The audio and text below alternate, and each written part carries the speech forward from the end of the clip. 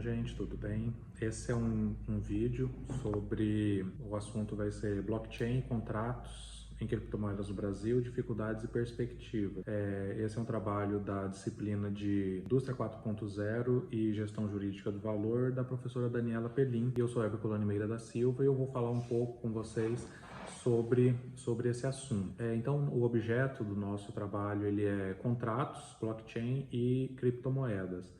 O problema que nós encontramos, ele está em entender se é possível, né, utilizar criptomoedas em contratos celebrados no Brasil em virtude do disposto no artigo 318 do nosso Código Civil.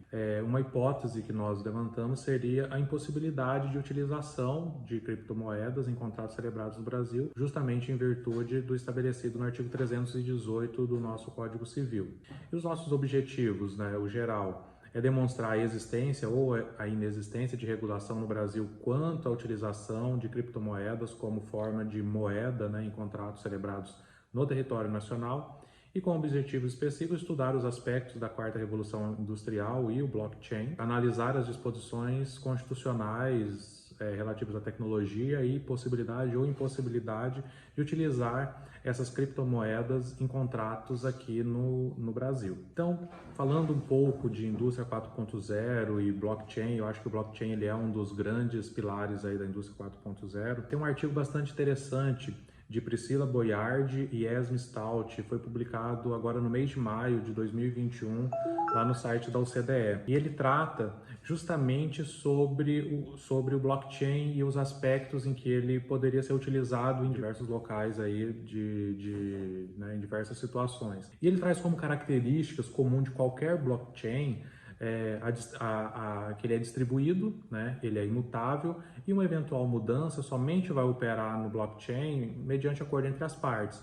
Então essas características tornam ele absolutamente seguros, né? Ou seja, ele é transparente, todos conseguem ter acesso àquela operação que foi realizada e mesmo ao ter acesso àquela operação ou visualizar aquela operação, não consegue alterar ela, a menos que obviamente haja algum acordo entre as partes que realizaram aquela operação.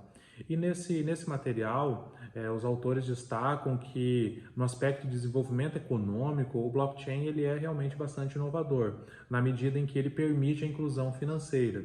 Inclusive, sobre inclusão financeira, eles trazem uma notícia de que em janeiro de 2020, o cantor senegalês Akon, ele fez uma parceria com o governo para criar uma cidade de criptomoedas, né, utilizando como base a criptomoeda Stellar.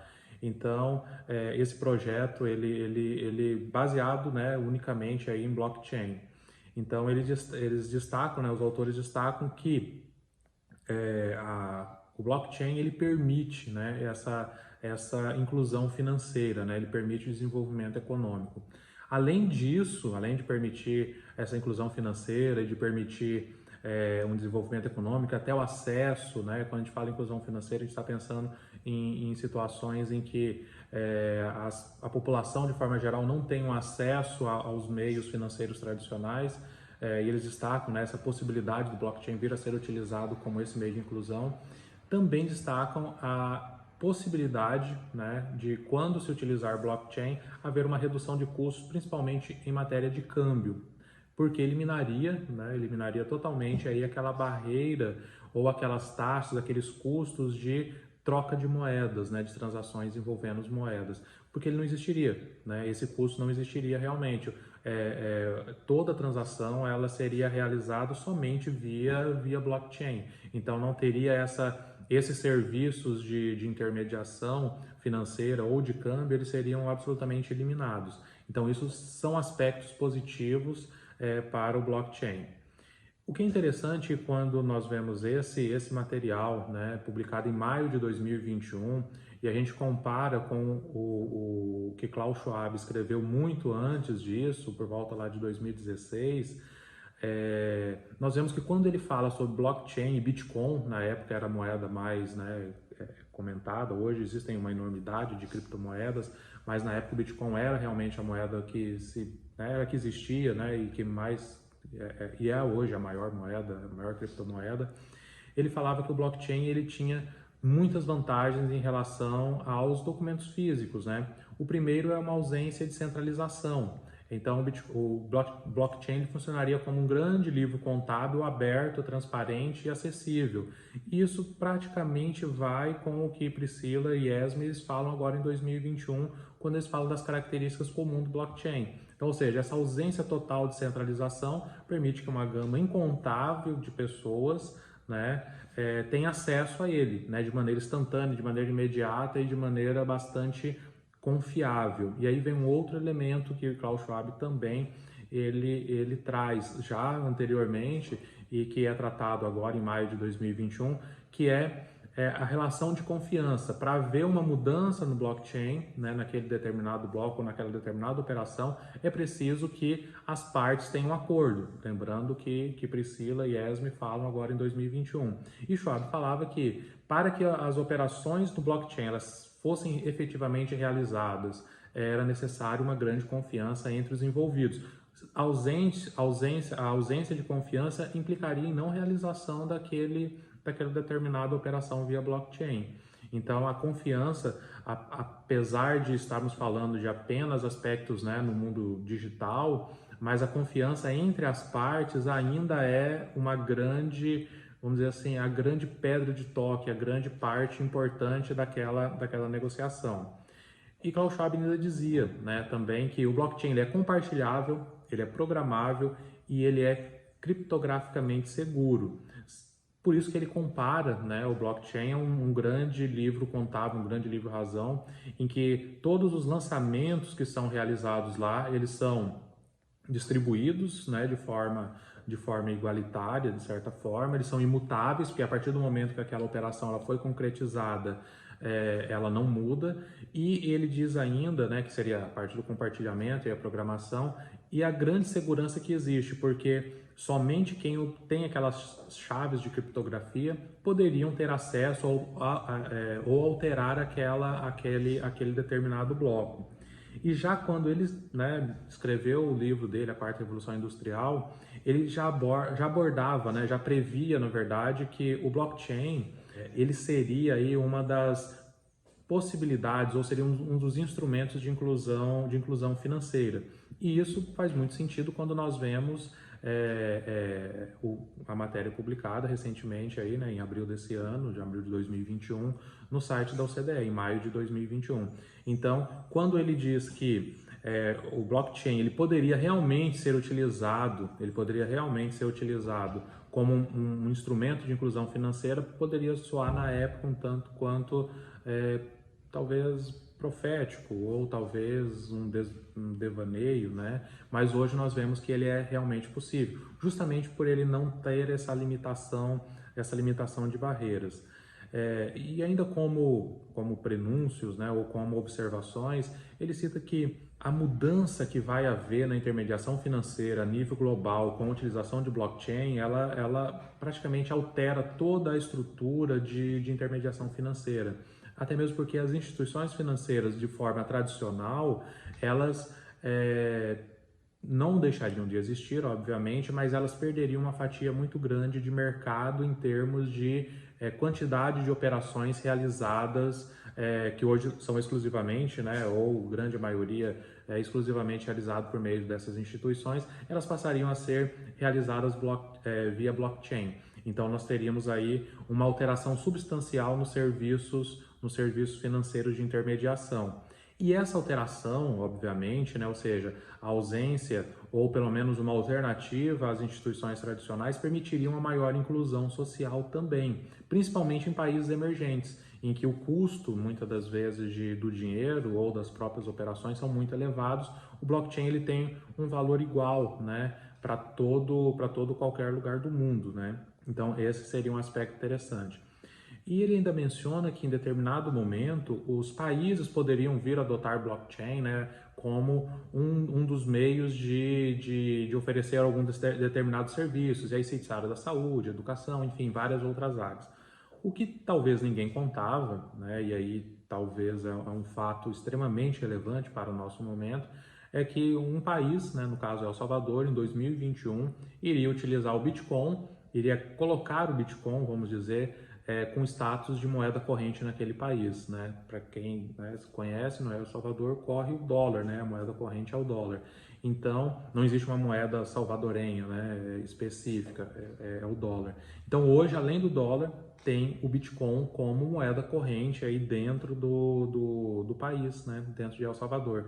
E essa era uma perspectiva que Schwab já havia isso, né, muito anteriormente. É evidente que quando você prevê alguns fatos, você não vai prever eles com riqueza de detalhes, mas não saberia que seria El Salvador o primeiro país do mundo a ter uma regulamentação, criar ou elevar o Bitcoin a status de moeda corrente naquele determinado país. Mas fazendo esse panorama global, né, e de crescimento da blockchain, das criptomoedas, né, vamos vir para o Brasil, né? O Brasil, ele comportaria ou ele estaria ou permitiria o acesso a esse nível de tecnologia, a esse tipo de tecnologia? Bom, analisando principalmente os artigos 218 e 219 da Constituição, nós vemos que não existe nenhuma trava constitucional para esse tipo de tecnologia, seja blockchain, sejam criptomoedas ou outros instrumentos de tecnologia. Até mesmo porque o artigo 218 ele já começa de uma forma bem específica. O Estado promoverá e incentivará. Então ele não criou, a Constituição ela não criou uma possibilidade, uma perspectiva muito distante. Na verdade, é uma determinação constitucional. O Estado ele deve promover e deve incentivar o quê? O desenvolvimento científico, a pesquisa, a capacitação científica e tecnológica e inovação.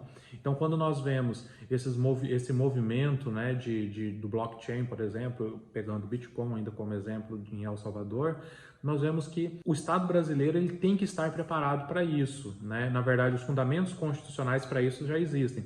E quando nós vemos o parágrafo único do artigo 219 da Constituição, que ele fala justamente que o Estado ele vai estimular a formação de parques, né, de tecnologia e demais ambientes, né, que promovam aí a inovação, inclusive com a iniciativa privada.